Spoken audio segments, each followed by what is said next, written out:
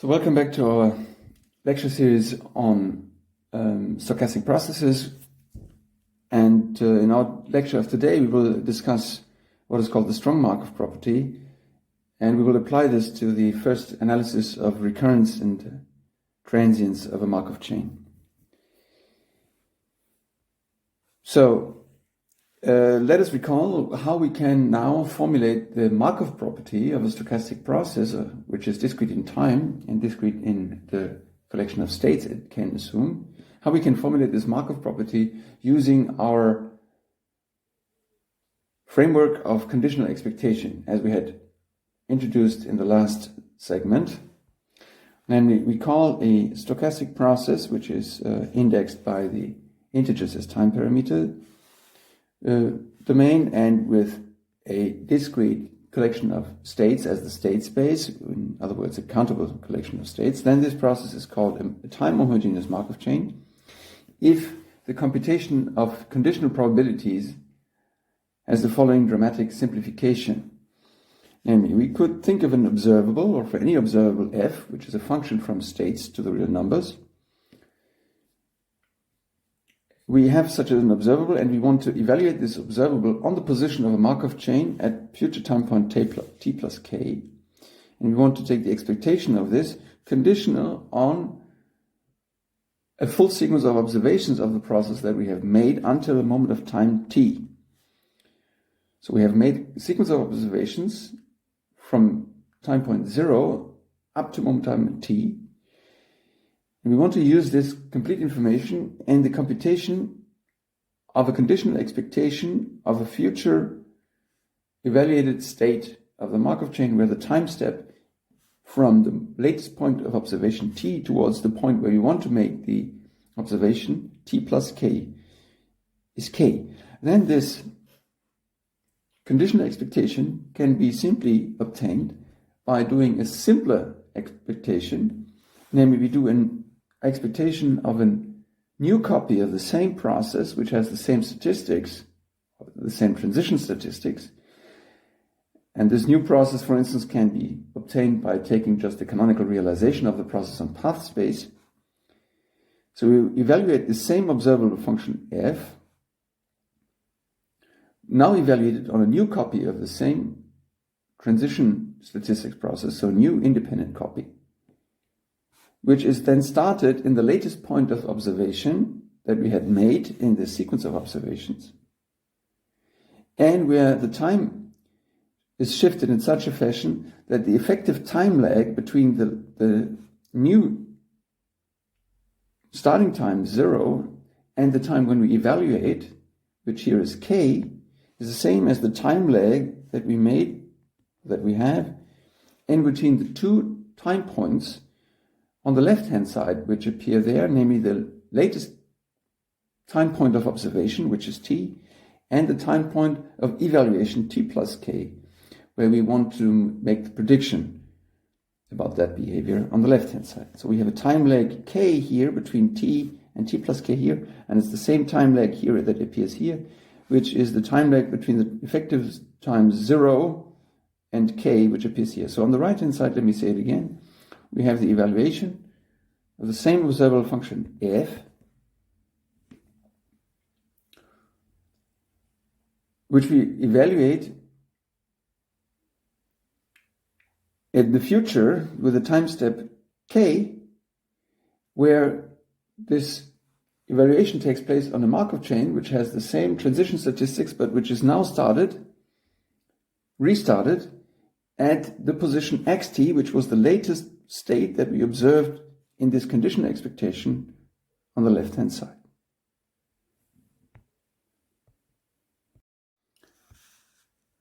So this dramatic simplification, if you like, of the computation of conditional expectations is the condensed version of the elementary Markov property. And it is obvious that this is a very useful property if we want to compute the probabilities for complicated events. And also this property, in a straightforward fashion, generalizes to more complicated evaluations as follows. And I write that as a corollary and the proof is just a straightforward extension to what we did in the last segment.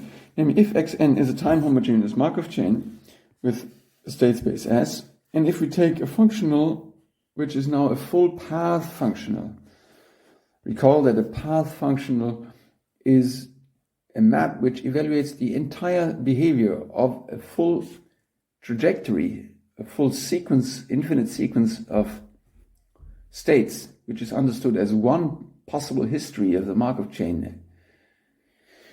So a path functional takes this full sequence of states and maps it into a real number, an extended real number. So that's a path functional.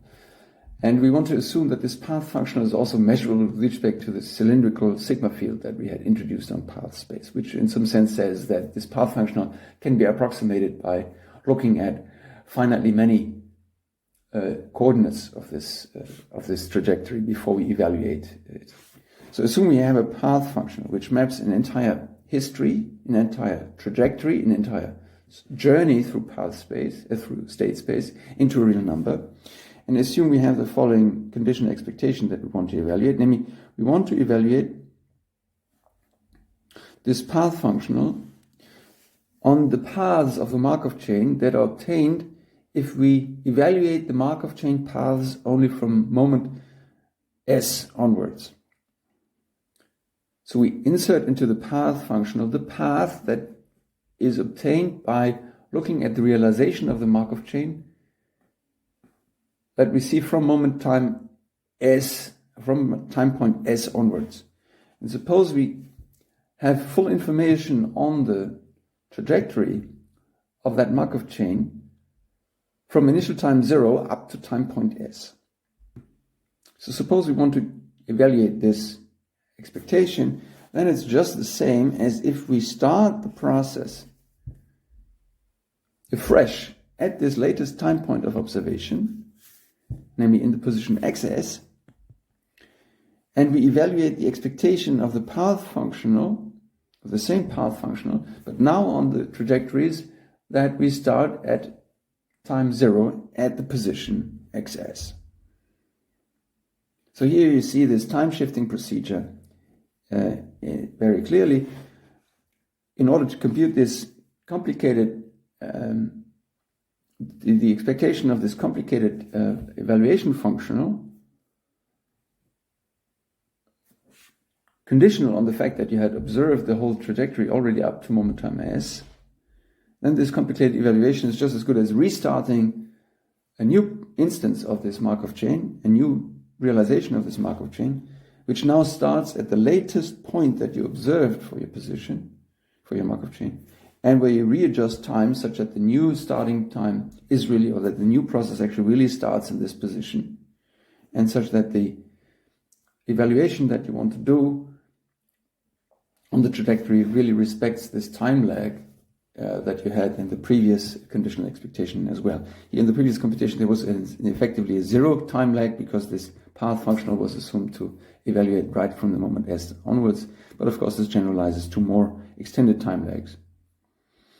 And as a consequence, we can also write the following. So if we have a situation when we want to evaluate now really not a conditional expectation, but a full expectation, but we have an expectation of the following type, we have two functionals which are taken into a product before expectation, and we evaluate first the first S realizations of the Markov chain in a certain fashion, which is done through a function psi, and then we evaluate everything else which comes after moment S, and we evaluate this through path functional phi, then the whole thing is just as good as if we just first condition on the sigma field which is generated by the first S observations, insert the formula that we had just had above, which reduces this computation of the phi variable, or the phi observable, first in terms of an evaluation on a new instance of the Markov chain, provided we start the new instance of the Markov chain at the latest point of observation, or the latest point which appears here in the first functional.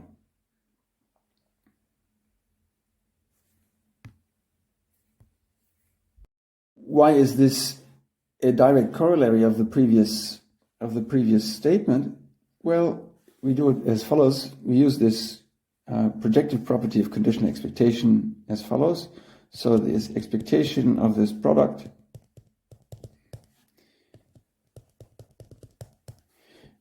can be computed first by taking a conditional expectation of the product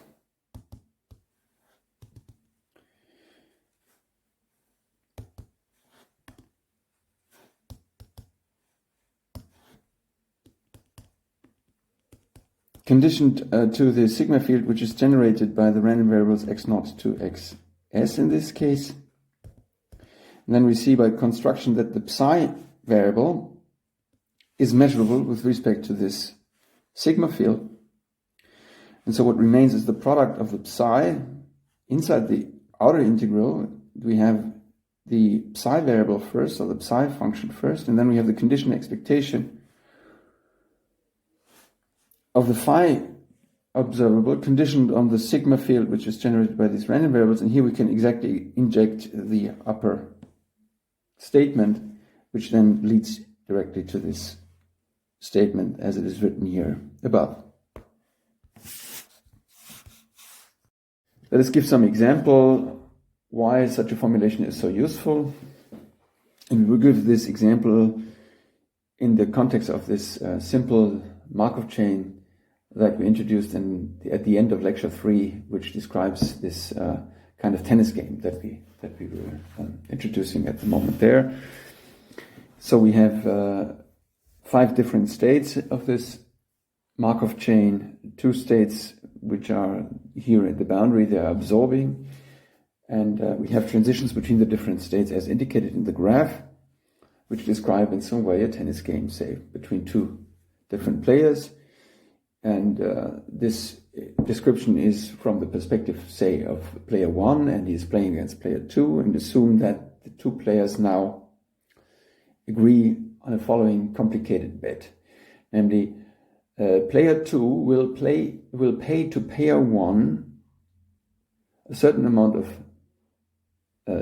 money, a certain amount of euro, provided that player 2 wins the whole match in the end.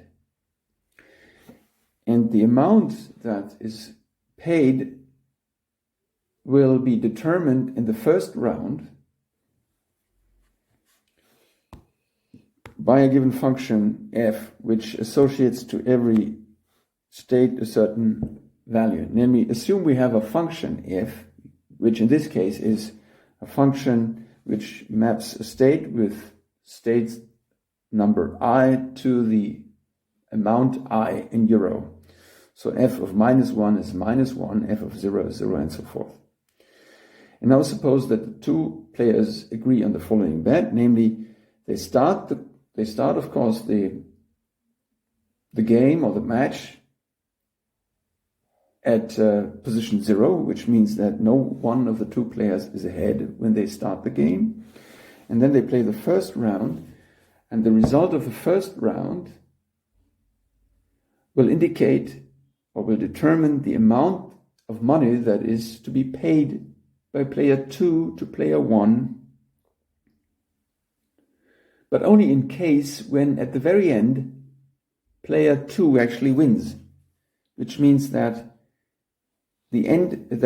only in that case that the full match ends in position 2. So this then here is the total bet. This is the mathematical description of the bet that they have agreed upon. Namely, they register whether after the first round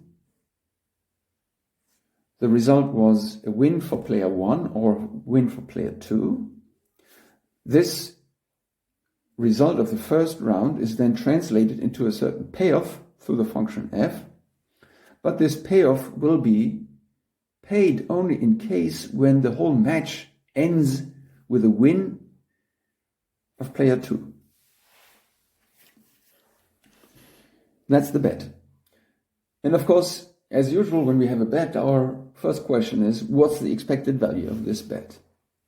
So that's the question here. What's the expected value of this bet?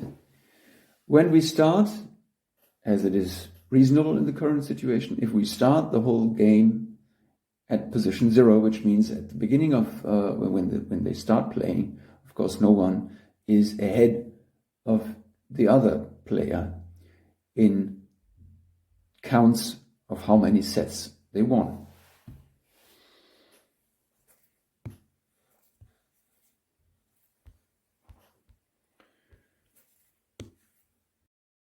So we want to compute this expected value now, because we know that this is an important quantity.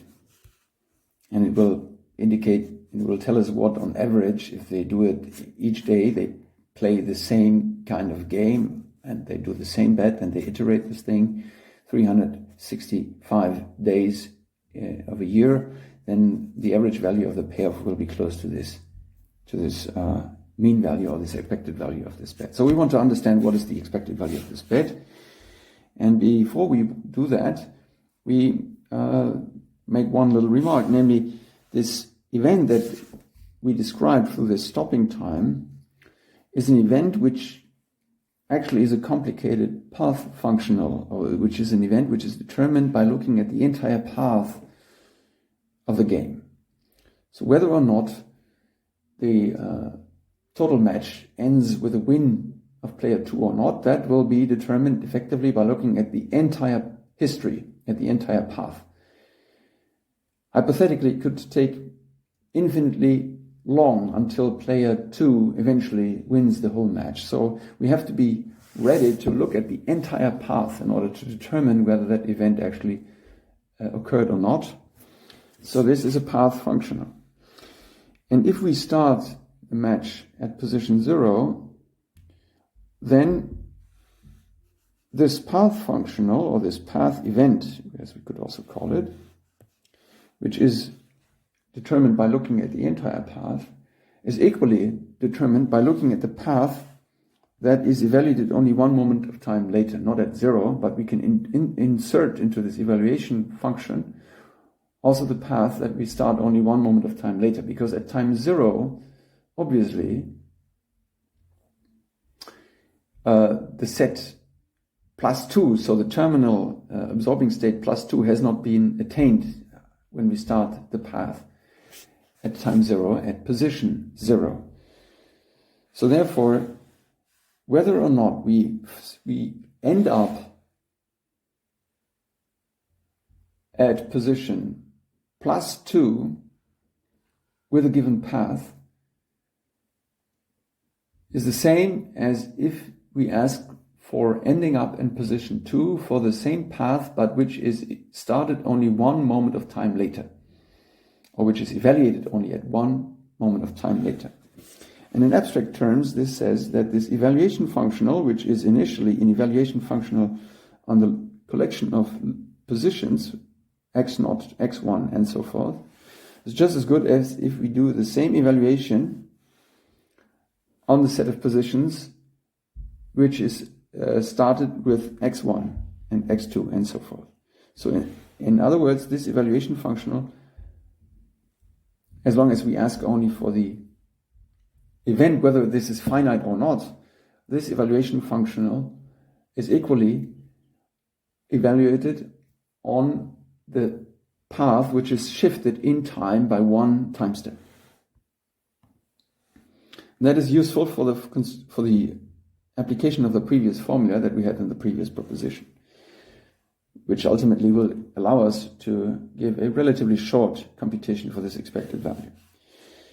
Okay, so our task is to compute this expected value,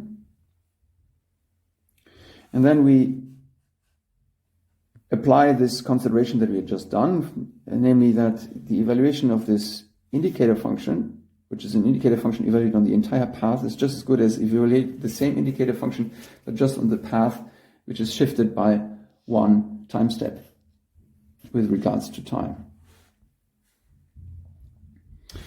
Now we have the same expectation, and we recall that if we want to compute the plain expectation of a random variable, we can project the plain expectation of a random variable can be understood as the conditional expectation of a random variable to the coarsest of all sigma algebra, which is this trivial sigma algebra containing only the empty set and the full set omega. So by this projective property of iterated computation of conditional expectations, we can first project it to a not just as coarse sigma algebra, and we choose as a medium coarse sigma algebra the sigma algebra which is generated by the random variable x1. Okay, now we have nested collection of computational expectations where the outer conditional expectation is the well-known and the familiar conventional expectation, which, if you like, can be understood, as I just said, as a conditional expectation conditioned to the trivial sigma algebra. Okay. Now, if we look at the inner conditional expectation here, we see that this is a conditional expectation of a product of two random variables where the first factor is measurable with respect to the sigma field onto which we want to do the conditional expectation. So therefore, this first factor can be taken outside of this inner conditional expectation and just appears in front of that conditional expectation. Now we have the conditional expectation of the second factor alone left in the inner expectation. And here, finally, we can apply our formula that we had in the previous proposition, because here we do what? We have a conditional expectation of a path functional where the shifted forward path is appearing. And we condition this on some information that we supposedly have here at time 1. So that whole conditional expectation is nothing but the condition is nothing but a full expectation, but now for a restarted Markov chain, which will be restarted at the position x1, which we observe here in this conditional expectation, and where the functional to be evaluated in the expectation is the path functional, but now with a reshifted or readjusted time for the path, which means that we shift back in time by one position. So we have back our path functional that we had started with before we were applying this consideration. Okay, but if we look at this guy here again, we see that this is nothing but the probability that if we start at position x1, we end up in the absorbing state +2. And this is now an expression which we can nicely evaluate, because ultimately this thing which is now inside this whole expectation is some function which depends on the position after one step. So how do we evaluate this expectation of a function which depends only on position after one step? Well, we evaluate the function at these different possible target points that can be assumed after one step, and we have to multiply by the probability. Okay, so we have two different possible positions that we can jump to if we start in position 0 in one step, namely it's position -1 and +1. So the expectation here that we have to evaluate is therefore a certain weighted mean value of the possible function values of this inner function on these two possible positions. So it's, if we evaluate this, it's f of 1 times the probability when starting in 1 that we end up in absorbing state 2 times the probability of a transition from 0 to 1 to that position, plus the evaluation for the second possible target point, namely f at position -1, times the probability that we end up in absorbing state 2 when we are in position -1, times the probability of transition from 0 to 1. All these numbers are known to us, namely f of 1 is 1. The probability that we end up in state 2 when starting in 1, that is a probability that we computed already in lecture number 3. There we concluded that this probability is 3/5, and then we have the probability of a transition. So 1 again is the value of the function at position 1. 3/5 is the quantity for the probability to end up in 2 when we start in 1. That was computed in lecture 3. and the probability for transition from 0 to 1 is we have. And likewise, we have f of minus 1 is minus 1. The probability to end up in 2 when we start in minus 1 is 2/5. Again, that was computed in lecture 3. And we have the probability of transition from 0 to 1, which is 1/2. So the whole number here is 1/10. We will now extend the Markov property, which we could also phrase in terms of a conditional expectation given a sequence of observations being very simple, having a very simple form. We can now extend this to the conditional expectation of the random process that we observe at random times. And this will necessitate the introduction of a new concept of random times, which will satisfy a certain structural condition and which will be called stopping times. The definition is here as follows.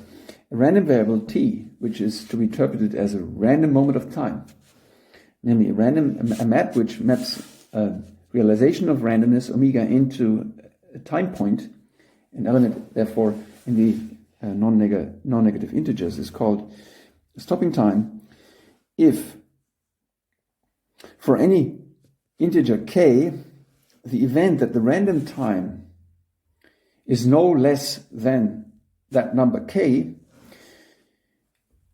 is determined, of course, as an indicator function for an event, but this indicator function can be written as a certain function, fk, which accepts k plus 1 input variables from the state space, and which is so that the event that the random time is no bigger than k is completely describable through an application of this function fk to the first k plus 1 observations of this random process. If that's the case, for all positive or non-negative integers k, then we call this integer valued random variable a stopping time relative to the process x. Let us give an example, and namely the typical example of a stopping time is that of a first hitting time. So we introduce this first hitting time of a set by a process. So recall the definition. The first hitting time of a process is defined as the first time point when the process hits a certain subset A, when A is the defining subset. And now if we ask ourselves, for instance, how can we describe the event that this hitting time is less or equal to k, then is exactly described in the following fashion. The hitting time for a trajectory is less or equal to k if and only if at some of the points of the time points that lie below or are equal to k, at one of those time points the process was in the set A. So therefore, whether or not the hitting time is below a certain value, k can be described by looking only at the first 0 plus k, so 1 plus k realizations of this random process. And therefore it is, according to our definition, a stopping time.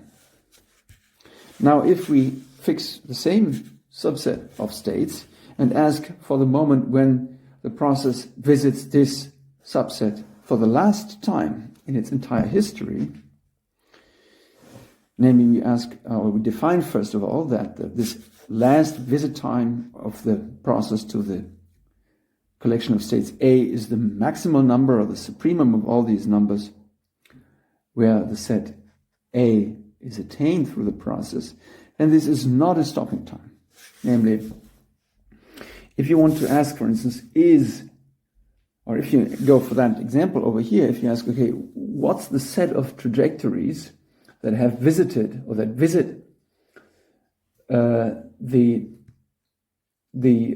whose last visit time point to the set A is below the value k, then it is not sufficient to look at all the trajectories up to moment of k alone.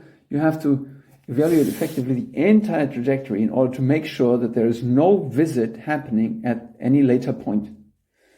So obviously, the condition whether or not the latest visit time of a trajectory to a set is below a certain number k, below a certain time point k, that cannot be determined by looking at that trajectory up to the moment k alone, because you have to make sure that after this time there is no further visit. So therefore you have to evaluate the trajectory later as well. So therefore the last entry time or last heading time, as we would probably call that thing LA here, is not stopping time. With the concept of stopping times and with the concept of path functionals, we can now formulate what we call the strong Markov property, and we shall use it and later prove it also.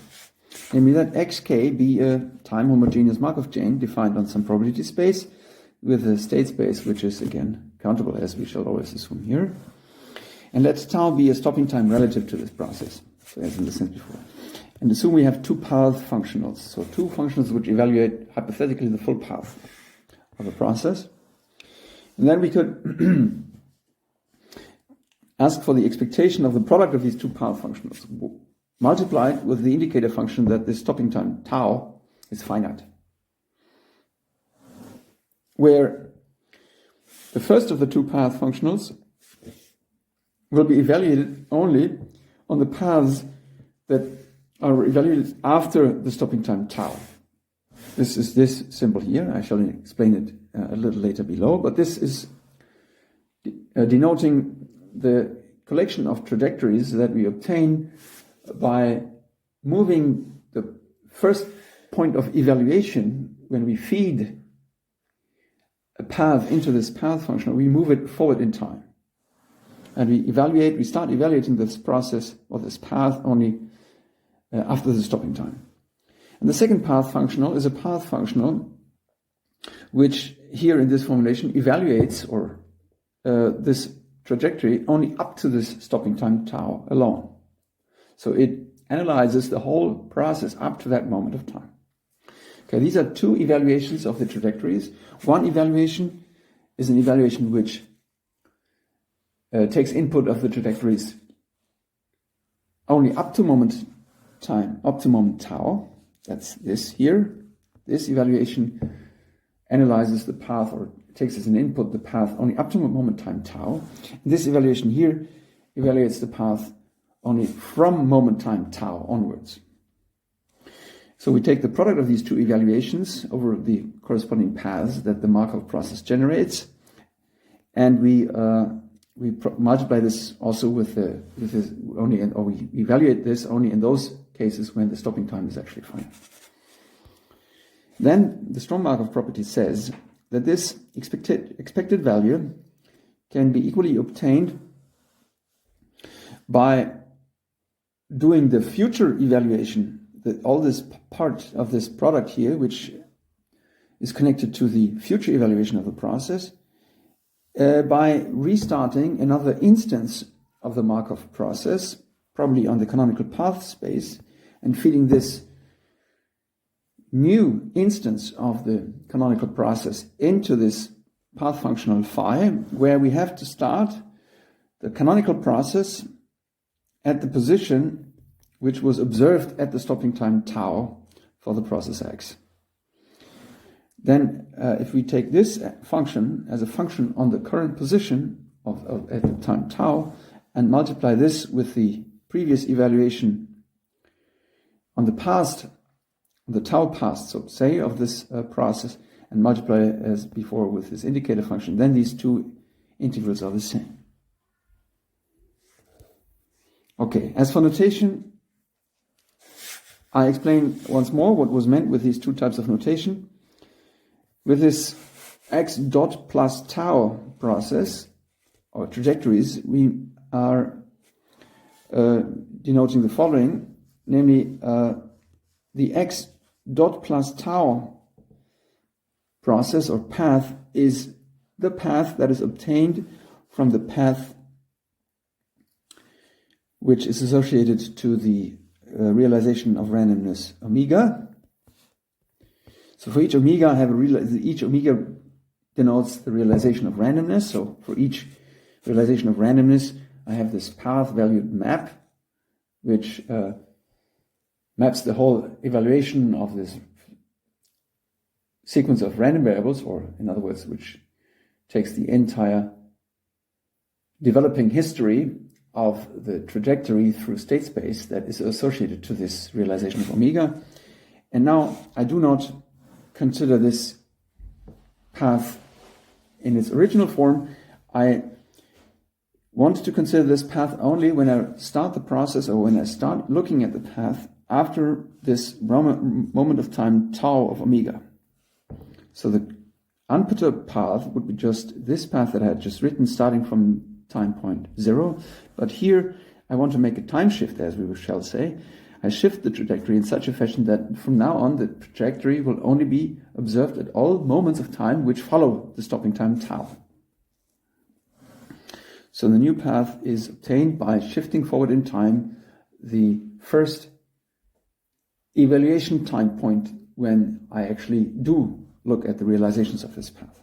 So that's the path which is shifted forward in time, as we should say.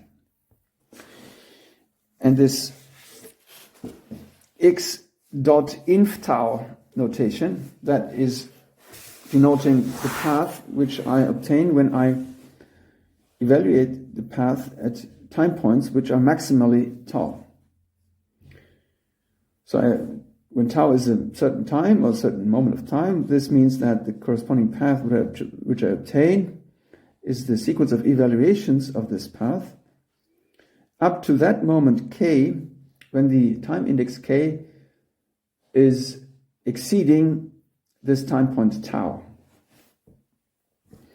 This effectively means that I still get a full path, but the path here will be frozen up to the latest,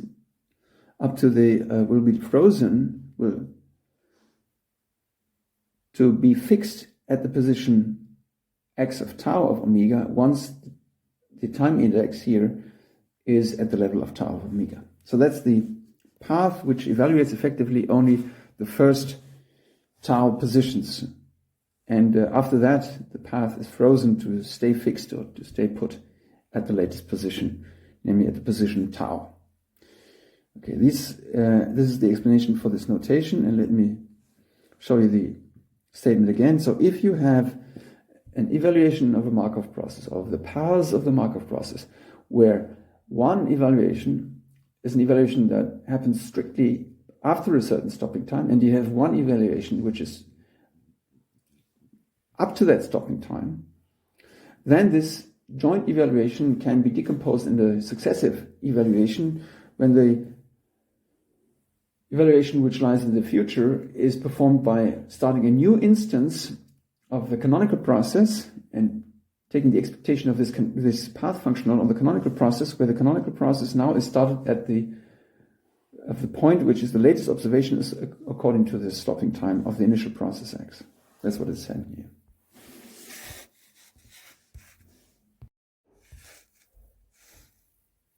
If you look at this statement here, you can also write the statement in short form as follows. It basically says that if you take the conditional expectation of this path functional, which evaluates the path only from time tau and onwards, conditional on the full observation of the trajectory up to moment tau, then it's just the same as if you restart a new trajectory or a new process at the position x tau, which is the latest observed position of the initial process, and take the expectation of that path functional, which is now evaluated on the new canonical full process, which, as I just said, will be started at the latest observed position. This identity is correct, at least on those trajectories where the stopping time is finite. I want to give an example, a simple example, which is supposed to describe the usefulness of this property.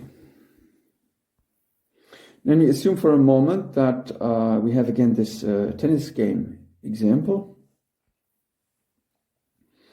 where the players have agreed to play the following bet. So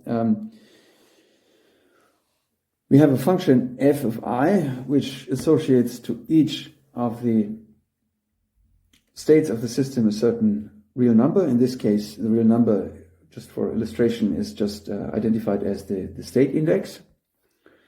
And suppose we have agreed on the bet that the two players play their tennis game. There is a little bit of a transition here now possible. So for the sake of illustration, I chose an example which is slightly modified in the sense that now the two states +2 and -2 are no longer observing. There is a certain probability to jump back into the state, into the interior of this state space. Okay, so suppose that the two players have agreed on a bet which says, okay, we play until we start at 0, we play until we have reached an end, a preliminary end of the game, and then we see what happens next. Either we have a certain probability that we postpone our game and resume the next day and forget about the results before, or there's a certain probability that we continue to play the game again, and then there's chances that I will catch up or something like that. So in other words, I have this first heading time of the extremal sets, of the extremal points -2 and +2. This is a stopping time in the sense that we discussed above. And then what I want to do is I want to look to the state in which the system is after this first event had happened. And the payoff of our bet should be that I shall get the function value for the function f that corresponds to the location of my process after the first time that I have run into those two extremal points. Okay, and I can now use, in fact, this strong Markov property for a quick evaluation of the expectation of this bet. And in order to do this, just for the sake of illustration, I write this expectation as a product of two, as the expectation of a product of two evaluations, where one evaluation is just a constant evaluation 1, and the second evaluation is exactly an evaluation of the process after a certain stopping time. So it is exactly of this, it's a very simple version of this abstract form of an evaluation of the process after a certain stopping time has been observed. And therefore I can, as before, for the computation of the expectation of this bet or of this functional, I can first compute the conditional expectation in the interior of the integral. I can compute the conditional expectation with respect to the sigma field which is generated by the process up to the moment of tau a. Then I insert the strong Markov property, which allows me to write this thing here like this. So therefore it is, the whole expectation here is then the expectation when starting at 0 of the Markov chain, which is evaluated at the stopping time TA or tau a. And then I have this evaluation of the chain, of a new canonical chain, if you like, which will be evaluated at the moment 1, the time point 1. This is this shift in time that I have to apply under this Markov operation. Okay, but this latter expression is something that I can nicely evaluate because I now, this is now a function which I can perfectly understand. X tau a, that's the position of this Markov chain at the time when I first hit one of the two boundary points. So x tau a has only two possible values, and it can be in the boundary +2 or it can be in the boundary -2. And so this whole expectation, which is now an expectation with respect to the variable x tau a, is what? It is the probability that x tau a is minus 2, which is one of the two possibilities, multiplied with the function value of the interior function, which is in this case the expected value of this canonical, with respect to this canonical process, when it is started in position minus 2, because that's when where x sits in this case. And also, for the other possibility, it's the probability that at the stopping time, tau a, the process x was stopped at the position plus 2. And here the function to be evaluated is the expectation on canonical path space, if you like, of the function f at position x1, where here I had to start the process at position plus 2. Now in lecture 3 we computed the probabilities for the stop process to be in one of the two boundary points. Namely, we have the probability that when we start the process in 0, the first boundary point it visits is the minus 2 boundary point, is 3/5, and the opposite event that the first boundary point to be visited is plus 2. That's 2/5. So the whole expression here is what is correction, and the second component in each of these products,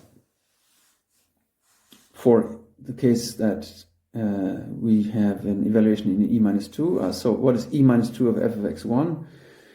So f is the function which maps each point in the state space to the corresponding integer. And when we sit in position minus 2, according to the graph of this Markov chain, we have transitions to minus 1 or to 0 with probability 1/3 or 2/3. So therefore we can evaluate this easily. And we also in the same spirit, when we are in position plus 2, the right extreme point, then this expectation has this value, 2/3. So in total, the expected value of this random variable is 3/5 for the probability that I end up in the left boundary point times the expectation value, which I have to compute from that point, is minus 1/3, plus 2/5 for the probability to be in the right boundary point, multiplied with the function value, which is this function value for this expectation, which is 2/3, so the whole thing is 1/15. So you see with this strong Markov property, which allows us to freeze the process at the moment of the Markov time, of the stopping time correction, and then do computations from that moment on, is very helpful if we want to evaluate kind of complicated expectations. Now we shall prove the strong Markov property. It's very simple, in fact. Namely, we want to consider for a moment the special case when these complicated path functionals are very simple one time point evaluations. And due to the measurability condition for these path functionals, we can basically approximate any path functional by a reasonable combination of such single moment evaluations. So the path functional that would stand for the evaluation of the future is just an indicator function, or for the process to be in a subset of states E at position L. That's the plane path functional on the one side, and likewise the psi path functional would be just the evaluation of the mth entry of the path, whether or not is in a certain subset G from the state space. So therefore the left-hand side in this case of this equality would be just, since it involves only the indicator function, it involves only integrals with respect to indicator functions, it is just effectively a probability, namely the probability that if tau is our stopping time that we had fixed here, that at time tau plus L, the trajectory is in the set E. At time tau inf M, the trajectory is in subset G, and that the stopping time tau is finite. Now, the stopping time tau being finite, that can be decomposed into disjoint sub-events, which means that it's just the sum of all these sub-events which correspond to precise values of k that can be attained. So we decompose this event into this sub-events according to the possible values of the stopping time. And we know that this is a complete exhaustion of this event because the stopping time, after all, here is this event is exactly the collection of all scenarios in which the stopping time is finite, after all. Now we recall the definition of this in the definition of the stopping time that there is some function fk for given k, such that whether or not the stopping time is less or equal to k can be described by a certain function fk of x naught to xk. So in other words, a function which depends on the evaluation of the x variables only up to moment k maximally. So this indicator here is just representable through this function fk. That was our assumption on the stopping time. Now we can recall our Markov property, which was involving this conditional expectation business, that when we want to integrate this, or when we want to compute this expectation here, we can do it in a stepwise procedure first by doing the conditional expectation of everything given the sigma field which is generated by the random variables up to moment k maximally. Then these two factors on the right hand side will not play a role in this conditional expectation, and we are left with the conditional expectation of this thing in the interior, which is a non-trivial conditional expectation given the sigma field of all random variables from x0 to xk. But then the Markov property in the conditional expectation version tells us that the corresponding conditional expectation is just an evaluation of a time-shifted or re-initialized canonical process started at the latest observation point that appears in the conditioning series of events. So therefore we get this expression here.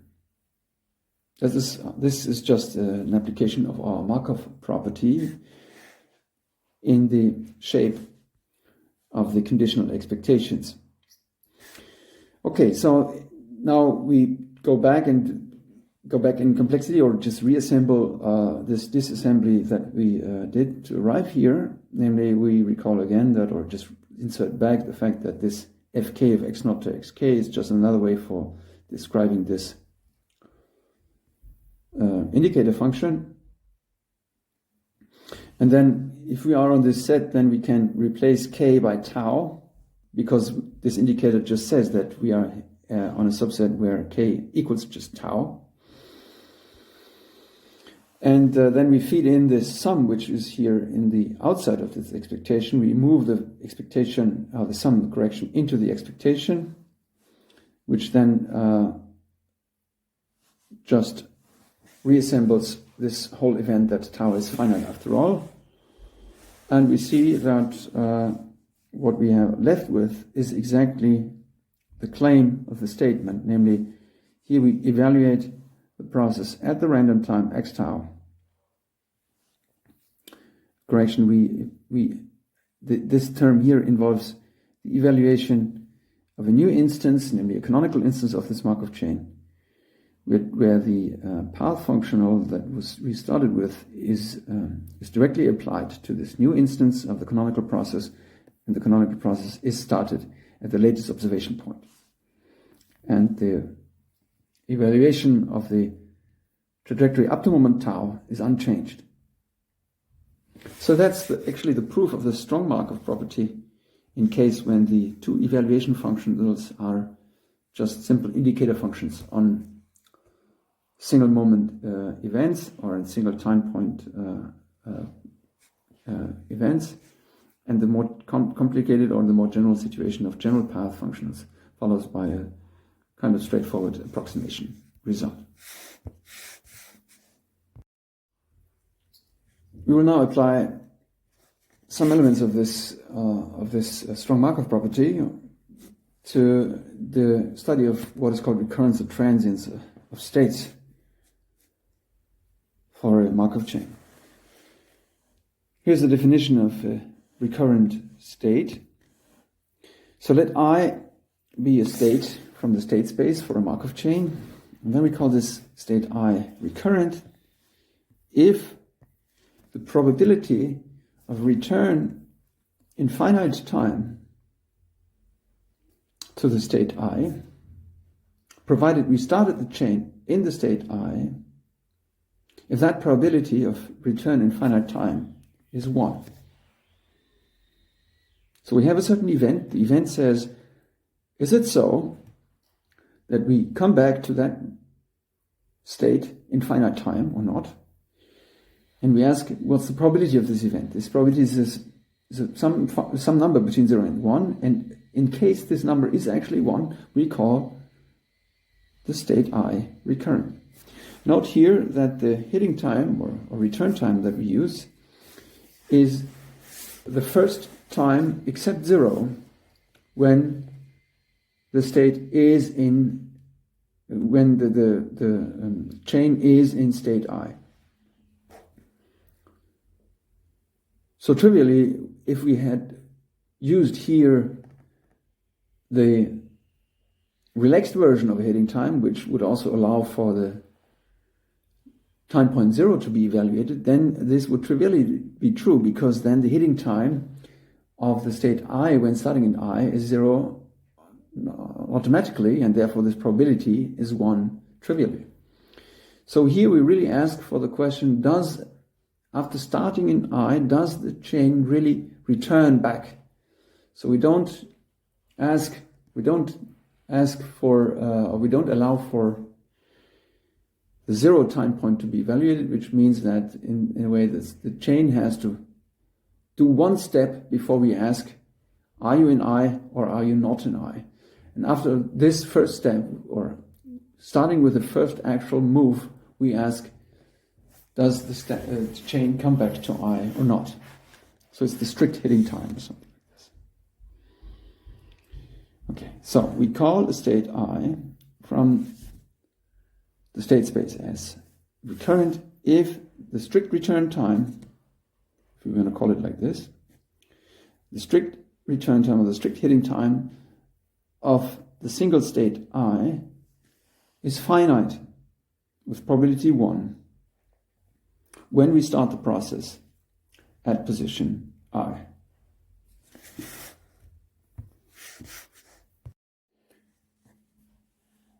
For the analysis of recurrence and transience, we will now state a proposition which makes a very nice use of the strong Markov property.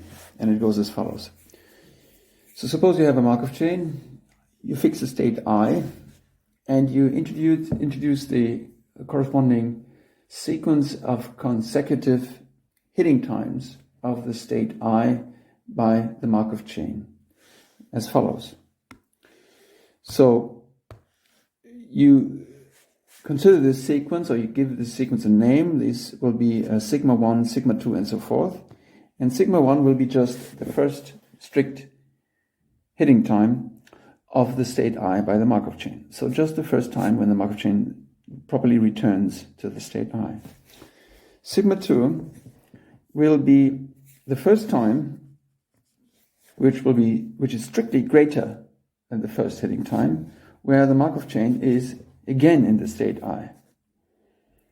So sigma 2 is the second moment, or the second instance of time when the Markov chain visits the state I again. And once we have constructed this sequence from sigma 1, sigma 2, and so forth to sigma L, we define sigma L plus 1 in an inductive fashion as the first time which is strictly bigger than sigma L, where again the Markov chain hits the state I. This is the sequence of consecutive hitting times of the Markov chain to the state I. And we also introduce the sequence rho k. The sequence rho k which is just the difference between those consecutive hitting times. So rho k is the difference between sigma k and sigma k minus 1 for k greater or equal to 1, where we define sigma naught to be just 0. So then sigma k is the time you have to wait between the k minus first and the kth visit to the state I by the Markov chain. Therefore, it's called the sequence of corresponding waiting times. And then the statement of the proposition is that this sequence of waiting times for the sequential visits of the chain to the state I is a sequence of identically independent random variables under the probability measure Pi, where the waiting time, each waiting time, is distributed just as the first strict hitting time under Pi. That's the statement of the next proposition that I want to prove. We prove this by induction. Okay, you could say for k equals 0, so we prove this by induction with respect to the total number of random variables we want to consider. Recall that independence of a sequence of random variables involves the independence of a finite subcollection. So we can test this independence of the sequence by just fixing a certain number of finite number of these random variables of respective waiting times and check for their independence. And we do the proof of this independence by induction in terms of the number of random variables which are included into this test. Okay, we introduce for each k in the natural numbers, we introduce just a fixed notation, the quantity wk, which is just the probability that when started in I, the Markov chain returns to the state I at exactly for the first time in exactly k steps. Now we want to check that the first two of those row variables, row 1 and row 2, are independent. We do this, well, if you like, as an induction basis. And we do this under the probability law, which we obtain, for instance, on the canonical path space when we start the process at position I. Okay, so we ask what's the probability that the first waiting time is k and the second waiting time is L. Now, first waiting time, as we had defined it, is just the first strict hitting time of the position I. And this condition of row 2 being L, given that row 1 is k, is nothing but saying that the corresponding second hitting time of the state I must be k plus L. And of course, we can add this additional condition here that the first strict hitting time was finite because it's already included. But I write this in order to be able later to apply the strong Markov property as we had stated it before. Now, I realize that this question for the second waiting time, correction for the second hitting time, is just the same as applying the first strict hitting time functional to the segment of the trajectory, which is obtained if I evaluate it only from the first hitting time of the state I to the Markov process. So if I feed into this first hitting time functional, which is in fact a functional on path space, if I feed into that functional, the trajectory after the very first strict hitting time of the state I, the functional will give me back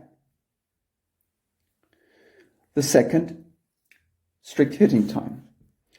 And this then tells me that the second strict hitting time is just another way to encode the requirement that the second strict hitting time must be k plus L.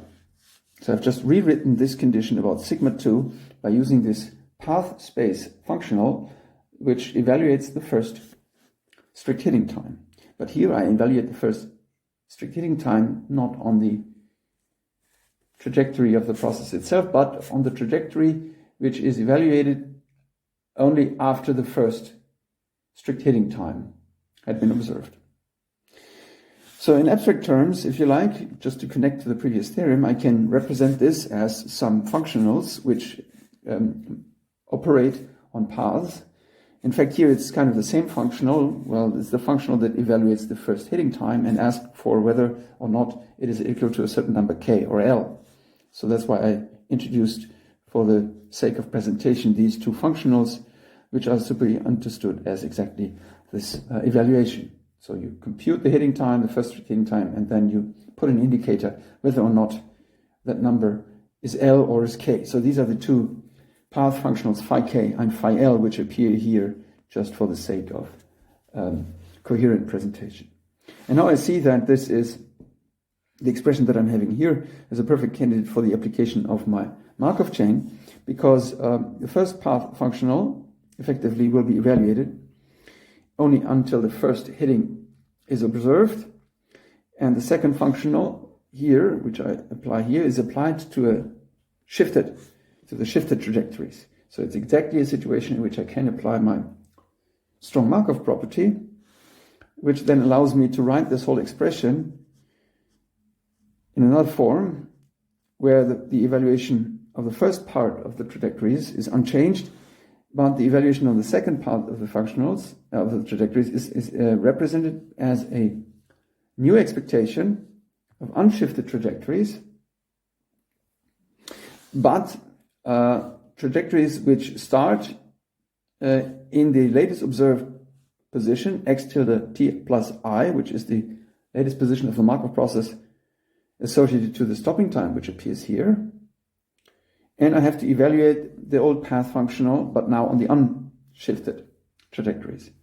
Okay, so then we ask, where are we sitting under the condition that the first hitting time of state I was finite? Where do we sit at this location when we stop or when we evaluate the process at this time? Well, we sit exactly at I. And so we see that this expectation as a function in this coordinate here does in fact not depend on the realization anymore of the process x tilde. It's just a simple I. And so the whole thing here has just a deterministic value, because it's just the usual question that we had asked before. What's the probability that when we start an I, the first strict hitting time is exactly the value L? So therefore this number here, the whole inner expectation is just WL.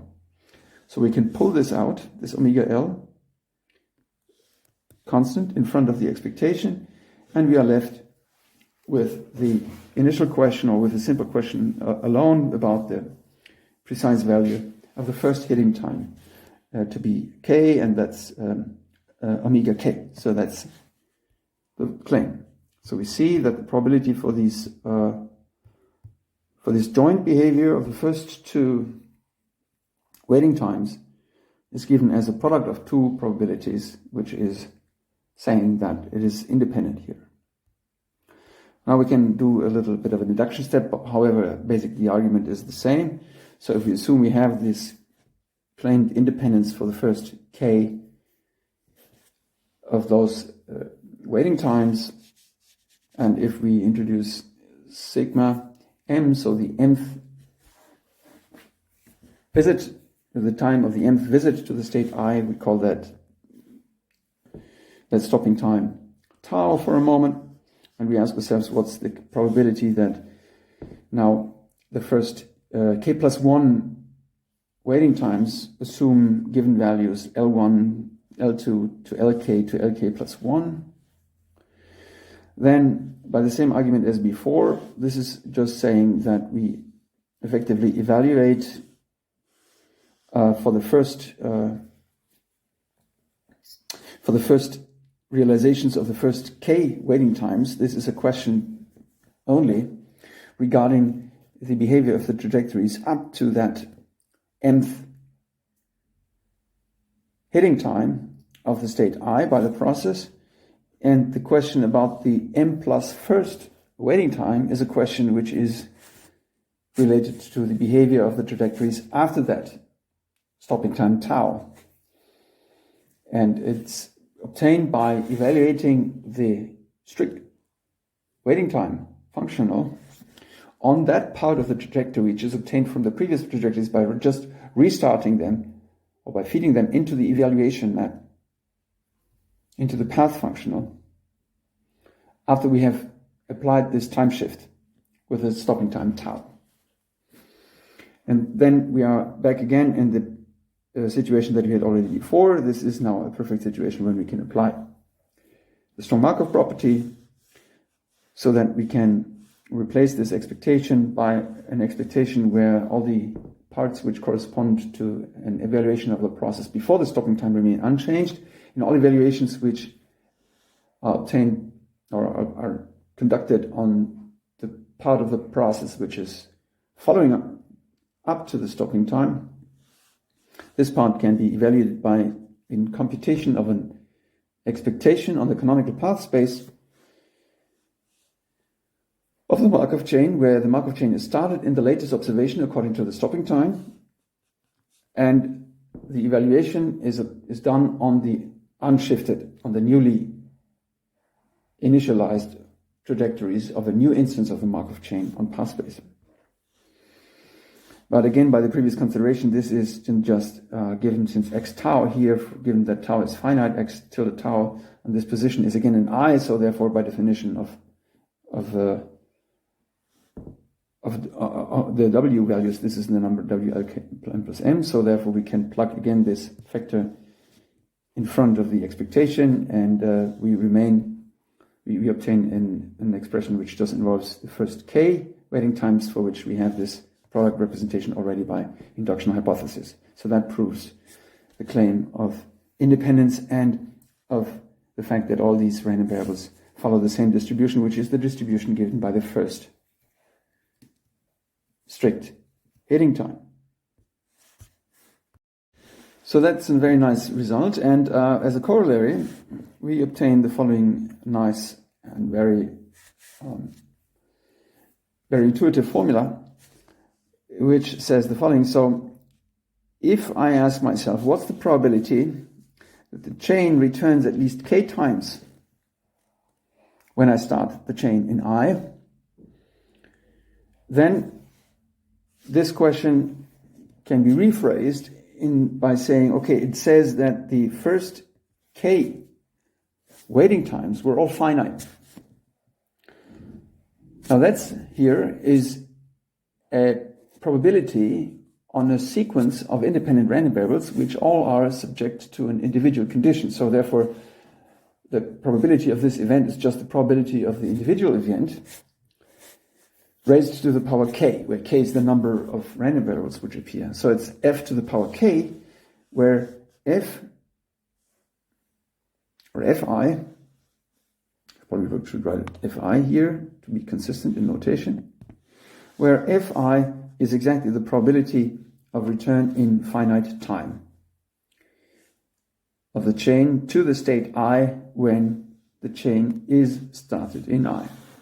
So that's exactly the quantity which appears in our definition of recurrence and transience.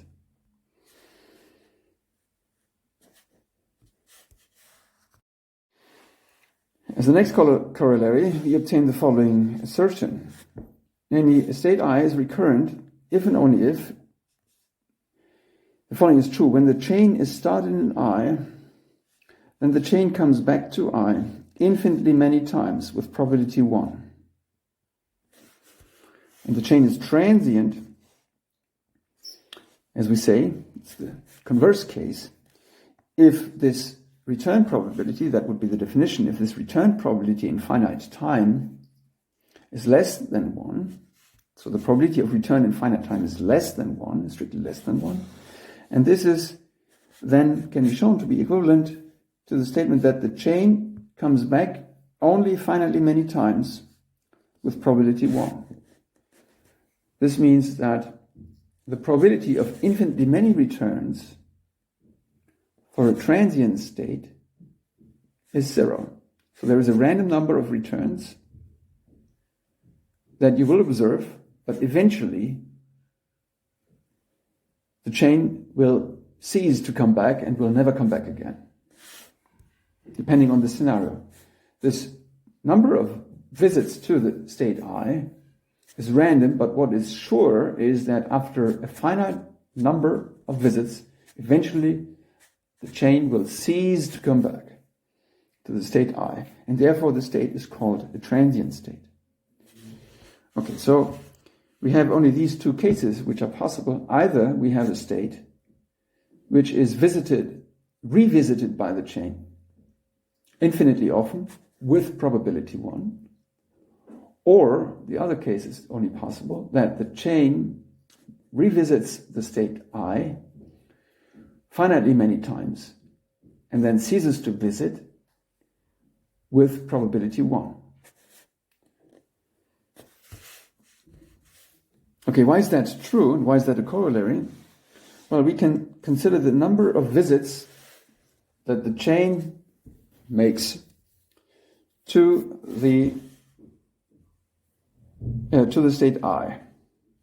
And what the previous corollary here said, the corollary about the probability to have a certain amount of visits, at least to the state I, is that this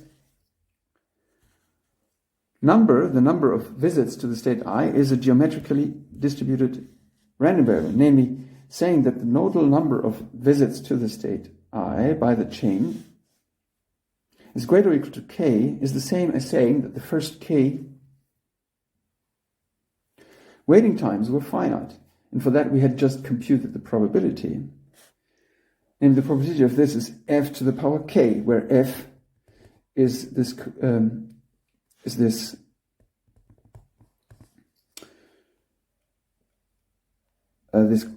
coefficient or this datum which measures the probability of return in finite time to the state I.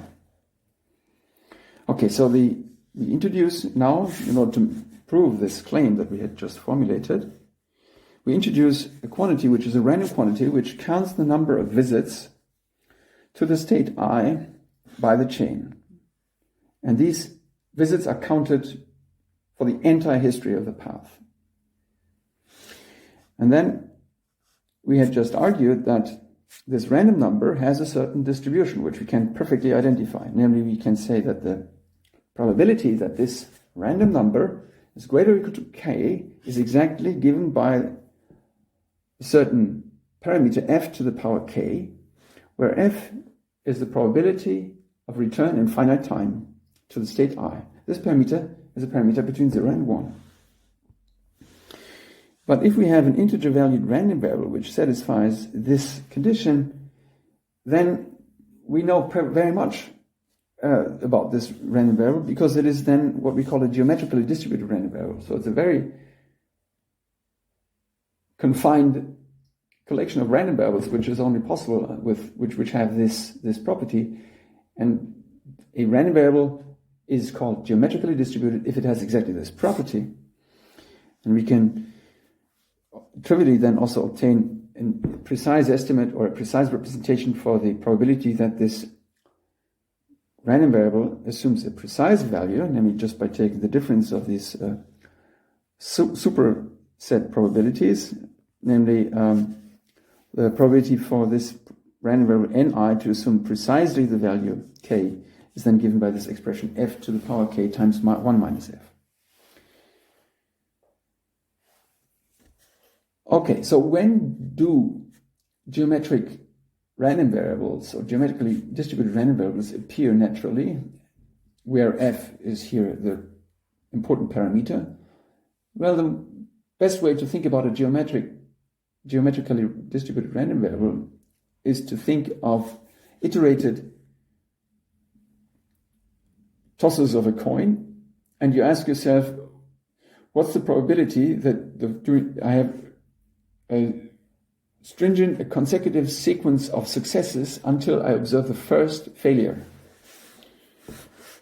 Then you will see that this is a geometrically distributed random variable, and f is the corresponding parameter, where f is the success probability of a coin.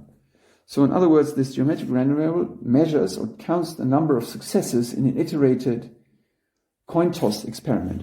And the coin toss experiment that we have here is in fact the question of whether the chain will return once again, once it had returned. So you can think of this coin toss analogy here in the following. You think of this the point I as a harbor, if you like, and you have a ship which is setting out for the sea, and you ask yourself, okay, what's the probability that the ship will return back to the harbor? And that probability is given by this coefficient f. And so when there is a positive probability that the ship will not return, eventually it will be so that the ship will be out there on the sea and will remain on the sea and will not return. So in that regard, counting the number of visits of a chain towards its initial state is like counting the number of returns of a ship which sets out for the sea every morning, and you ask, is it coming back in the evening or not? And the number of successful returns is exactly the number of visits. Or in other words, it's a consecutive, iterated coin toss experiment where each morning when the ship is going out to the sea is taking the chances whether it might return or not. And then we have a very elementary property of geometrically distributed random variables, which says that a geometrically distributed random variable is finite almost surely if and only if the parameter is less than 1, the success parameter of the coin.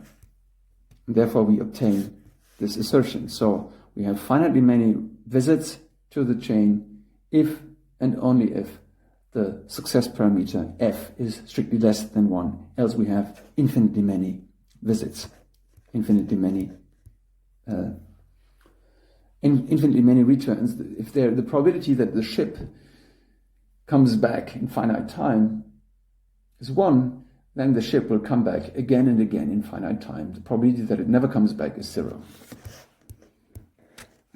And we finally then can conclude an analytic, or if you like, some sort of a linear algebra condition, which tells us whether a state is recurrent or not. And this condition is formulated as follows. The state I is recurrent if and only if the sum of the iterated powers of the transition matrix, when evaluated on the diagonal position I, if that sum is infinite. If that sum is finite, then the state is transient. So recall that we started out with a probabilistic condition for recurrence and transience. We gave a probabilistic consequence of these definitions, that we have finitely or infinitely many visits almost surely. And finally here in this final result, we arrive at an analytic characterization of recurrent and transient states. And it is phrased entirely in terms of the transition matrix. We ask whether the transition matrix the iterates of the transition matrix, the iterates powers of the transition matrix when evaluated at the corresponding diagonal position and summed up, whether this is a finite sum or not.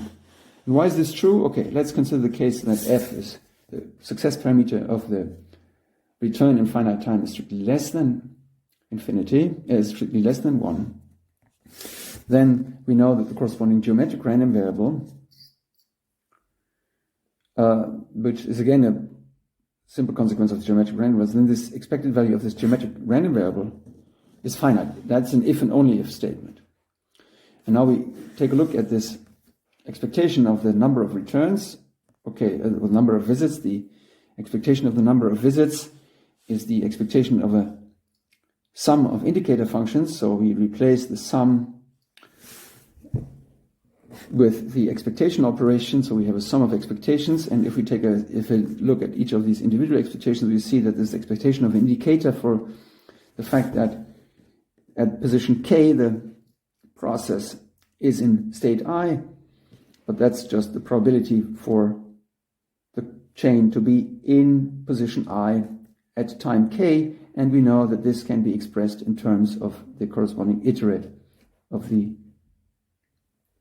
transition matrix, which then has to be evaluated at those positions where we start and where we want to be, and here it's just the diagonal position or diagonal entry of the matrix, which is PII. And this sum needs to be taken with respect to all powers of k. Hence, we see that this expectation here being finite is nothing but saying that this sum of iterates of P evaluated on the diagonal is finite or not. So we have a nice analytic characterization of recurrence and transience, and this will be the basis for the analysis of particular cases where we can actually say whether recurrence or transience, in what situation we're in. And that we will do in the next session.